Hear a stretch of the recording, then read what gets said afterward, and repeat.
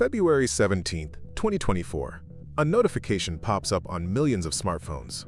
Marques Brownlee, known as MKBHD, the most influential technology reviewer on the planet, has just uploaded a new video. The thumbnail shows a sleek, matte blue SUV. It looks futuristic, but the title is a death sentence. Asterisk, this is the worst car I've ever reviewed. Asterisk. In the modern world, companies spend millions on marketing.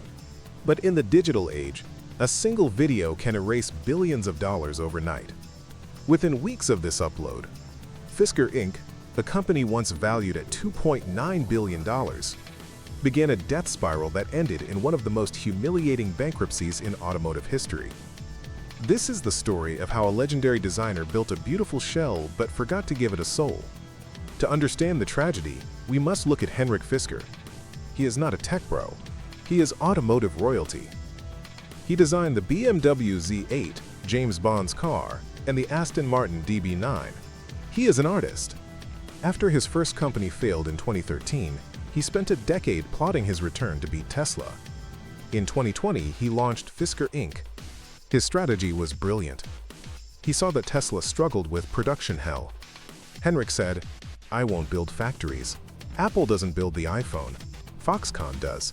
He hired Magnus Steyr, the legendary Austrian manufacturer, to build his car, the Fisker Ocean. Visually, it was a masterpiece. It had a solar roof, a rotating screen, and California mode, which dropped every window at the touch of a button. When the company went public, investors went wild. Deliveries began in late 2023. The first customers marveled at the build quality. The panel gaps were perfect, the paint flawless, but then they tried to drive it.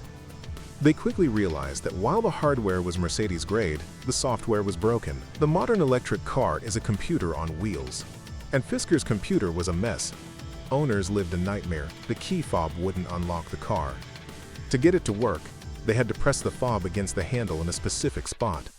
Warning lights flashed randomly. Most terrifying were the braking issues. The car would lose regenerative braking over bumps, accelerating when the driver wanted to stop. Sometimes, it would roll away while in park. Fisker promised updates. "It's just software," they said, but they were too slow. Then came the MKBHD video.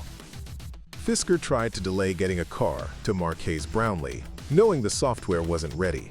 But Marques didn't wait. He borrowed a used one from a dealership. The resulting 20-minute video was a forensic dismantling. He showed the key fob failing. He showed the car rolling backward on a hill. He didn't just call it buggy. He said, "I would not buy this car." He highlighted the fundamental disconnect. Fisker had built a beautiful sculpture, but in 2024, if the software is bad, the car is trash. The video got millions of views. For potential customers, this was the final straw. 40,000 reservation holders asked for their money back. The stock price, once over $28, crashed below $1. The cash crunch was immediate. Because they didn't own a factory, Fisker had to pay Magna for every car produced. With sales collapsing, they couldn't pay. Production stopped. Thousands of unsold Oceans sat in ports, batteries dying. In a desperate fire sale, Fisker slashed the price of the $69,000 Ocean to just $24,000.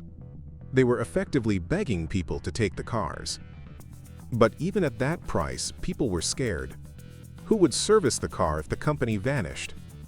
In June 2024, the inevitable happened. Fisker Inc. filed for Chapter 11 bankruptcy. The fallout was messy. Owners who paid $70,000 were left with cars worth a fraction of that. The cloud services powering the app were at risk of being turned off, potentially turning the cars into permanent bricks. Henrik Fisker's second attempt failed for a different reason than his first. He mastered the hardware, but failed the software. The collapse serves as a brutal warning. The era of release now, patch later does not work for 2-ton machines carrying families at highway speeds. Today, thousands of Fisker Oceans roam the streets like ghost ships. They are beautiful machines, orphaned by their creators. They are a testament to a company that focused so much on how the car looked, they forgot to make sure it actually worked.